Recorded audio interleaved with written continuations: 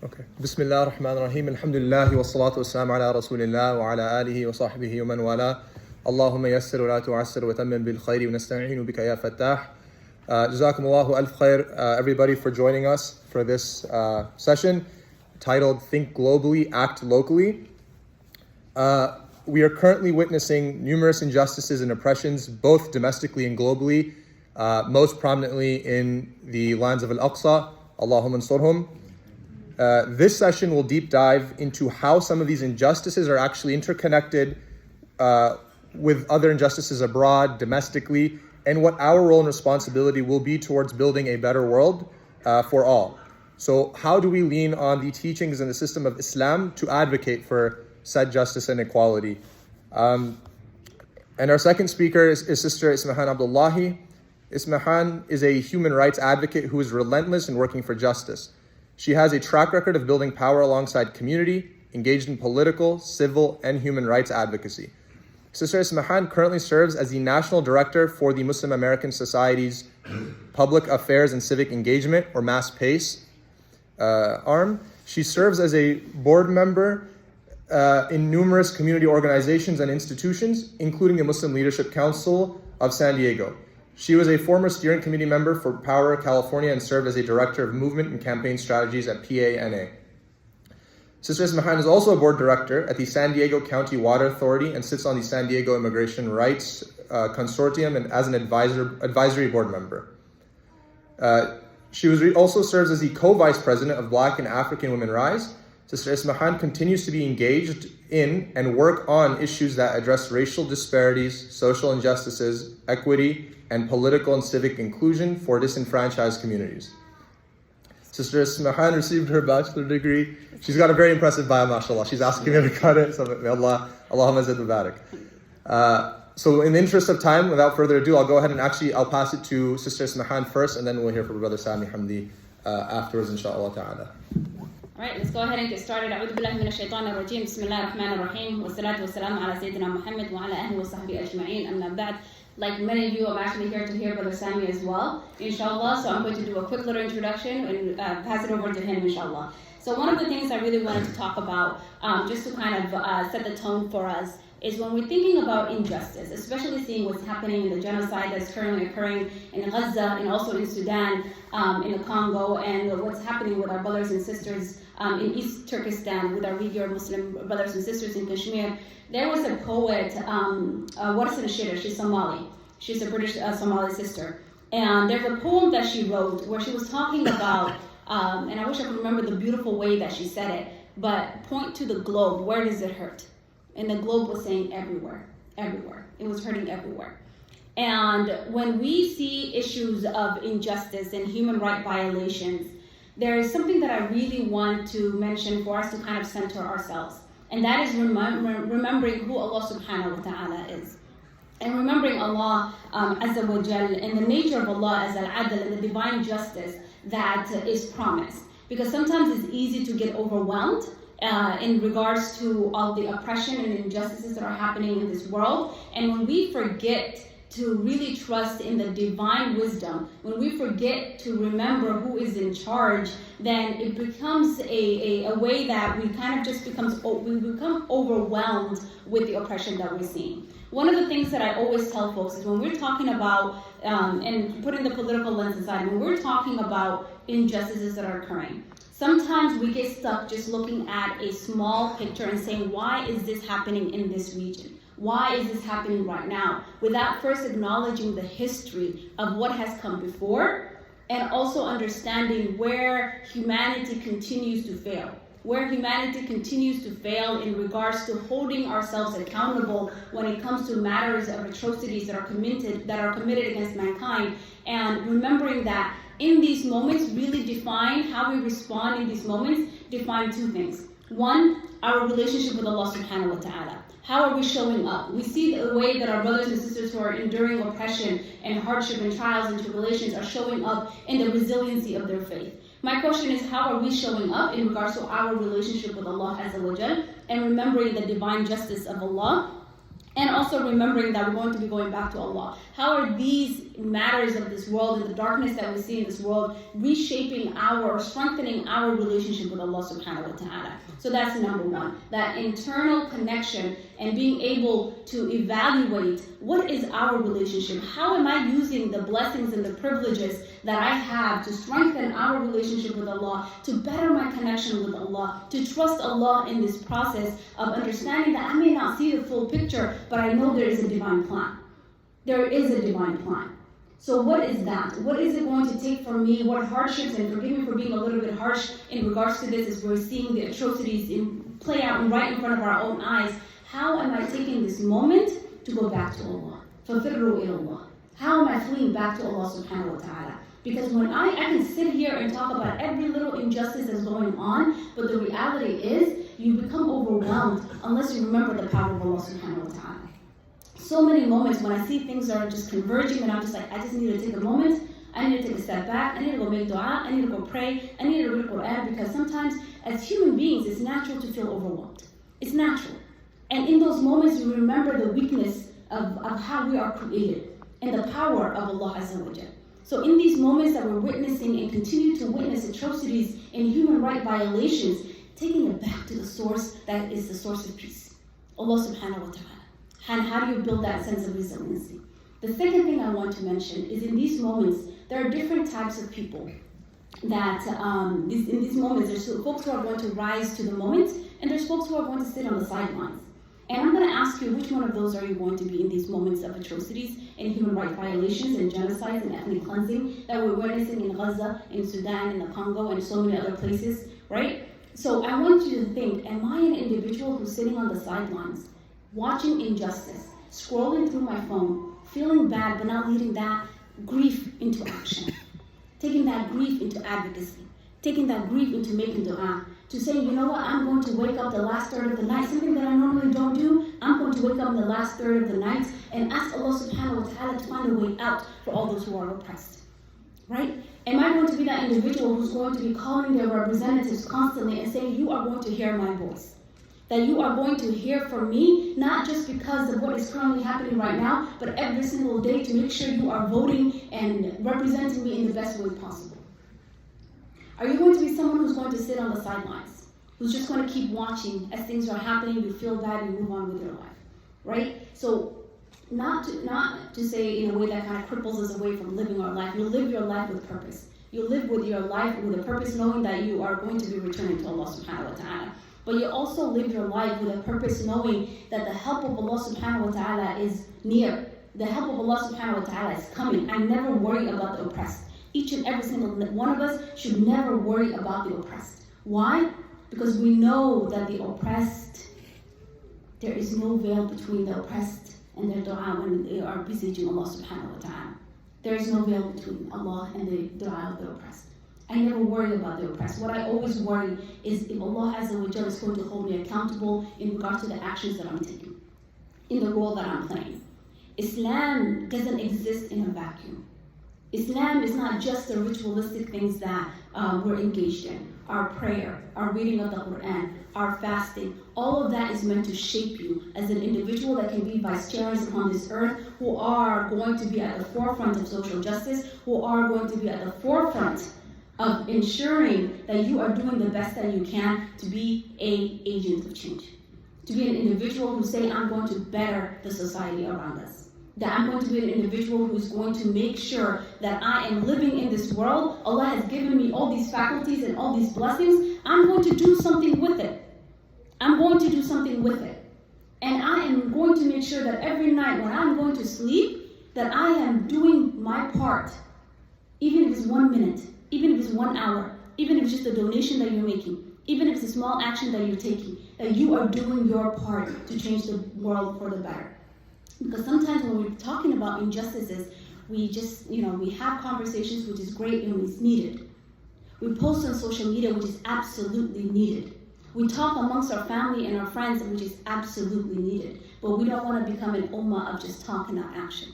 We don't want to become an ummah that just says, you know what, this is what I'm going to do, which is important. I'm not saying or, I'm saying and.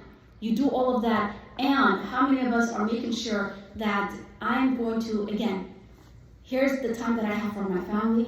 Here's the time that I have for my school, for my work, etc. Here's the time that I have for my community and whatever is happening in the world, that I'm going to participate as an individual who can at least contribute something in whatever expertise that you have, right? So when we talk about the injustices that are happening, we know that the Prophet ﷺ taught us that we are an ummah, that if one limb hurts, the entire body hurts. And I'm going to tell you a quick little story.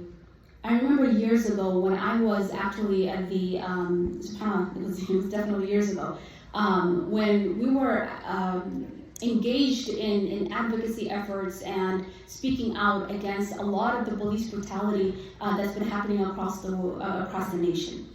And I remember for every incident that was happening, and I was having meetings either with representatives, or I was out there protesting with folks, or I was there making sure that my voice was heard and my representatives heard my take on things. I remember taking a look around and wondering, why is it that people are not showing up for each other?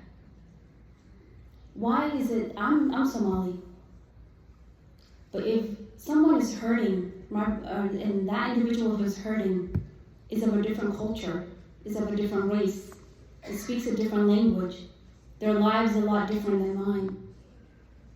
As a Muslim, I have the empathy. As a Muslim, I will stand up for justice, no matter who it is for. And so I questioned, and years later, I'm going to tell you something. Our hearts are often with each other, and our du'as are for each other as an ummah. But how do we take that to the next step of making sure that we are there with each other along the way in terms of bringing about peace and justice? How are we there to show up for one another? We're seeing this beautiful solidarity across the world for our brothers and sisters in Palestine. May Allah subhanahu wa ta'ala free them and grant them relief. We're seeing a beautiful, beautiful solidarity. You have Muslims, you have Christians, you have Jewish folks, you have folks from all different backgrounds, right? Not the elites, but you have the folks on the ground, the people, who are constantly showing up, who are engaged in civil disobedience, who are protesting, who are shouting from the rooftops, free Palestine. And that's a beautiful thing to see. And so when we return things back to the source of who Allah subhanahu wa ta'ala is, you show up for matters of justice, no matter who it is for. No matter who it is for. And before I give it to Brother Sami, I want us to really think about, in this moment that we're currently in, am I going to be a bystander as I watch injustice happen across the world? Or am I going to be someone who is going to be an agent of change, who recognizes who their Lord is, who recognizes the responsibility that I have, that Ismahan alone cannot do something, but together we can all do something, right? What is my role? What is my responsibility? And the third thing is, how seriously do I take that role? We all have the same hours in a day. Who here has more than 24 hours in a day? Please raise your hand. There's always a kid, and this time there's no kid that raised their hand. Alhamdulillah. I'm so hopeful for the next generation. So we all have 24 hours a day. There's a word, and my sisters get annoyed with me when I say this, like, I'm going to start taking the word busy out of my vocabulary. Because it's not a matter that I'm busy, I'm prioritizing. I'm prioritizing. So how are you prioritizing your day? And what time do you give in terms of either making dua, calling your representatives, organizing with others, building power with others to make sure that your voice and your visibility is seen? How much of your time is given to that? People always ask and say that, subhanAllah, when you want to know where your station is with Allah subhanahu wa ta'ala, look at where Allah is in your life. In regards to whether you're constantly thinking about Him when a prayer comes in and you're like, I'm going to prioritize this. Or, you know what, I haven't heard the words of Allah subhanahu wa ta'ala. Let me make time to read the Quran.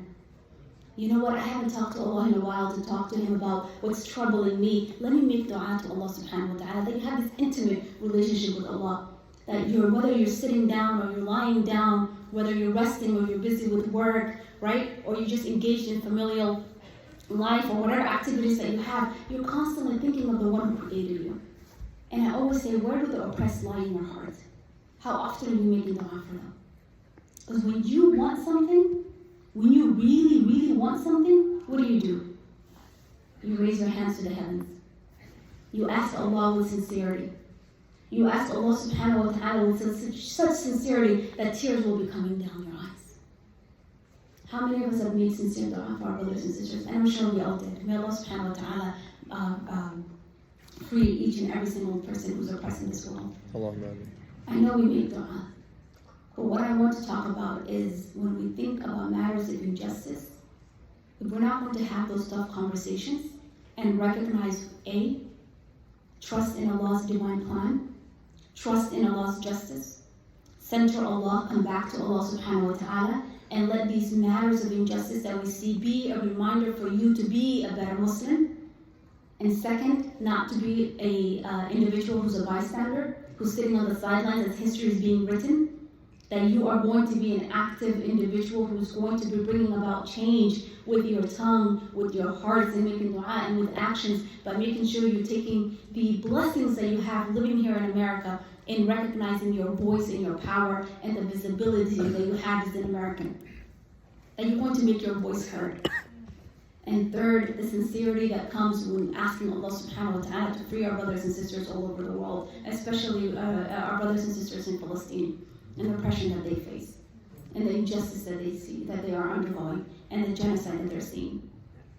I cannot put myself in the shoes of those who are oppressed, even though I'm a refugee who came from a civil war, even though I myself has been impacted by injustice.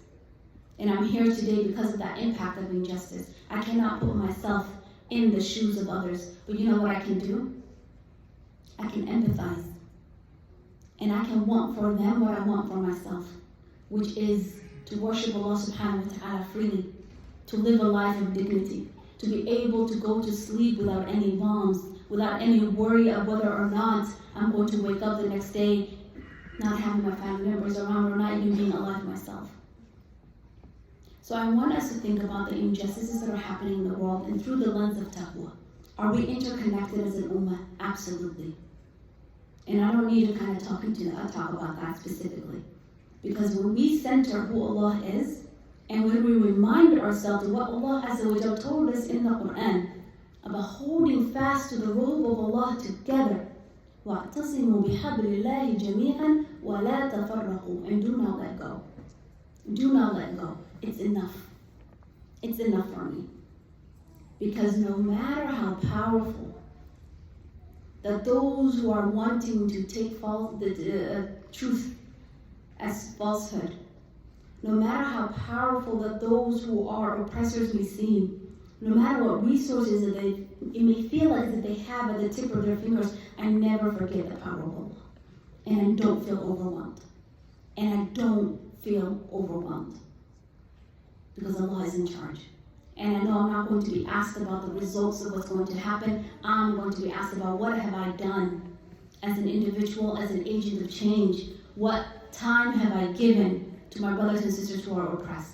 So I invite all of you to become agents of change, to connect with the organizations on the ground who are doing this work day in and day out, to say, you know what, I will volunteer 2 hours of my time.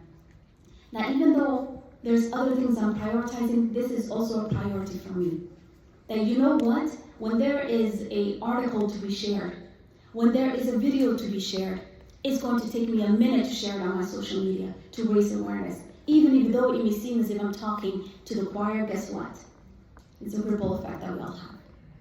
And so think about what your role is from a perspective of on the day that we stand in front of Allah subhanahu wa ta'ala, and He asks you how you spend your time in regards to the injustices that are occurring. This is how I spent it. This almost connected, y'all know that, I don't need to get into that. And I said I was going to keep it short, but I talk way too much. Brother Sami, the floor is yours, inshallah. Jazakumullah khair.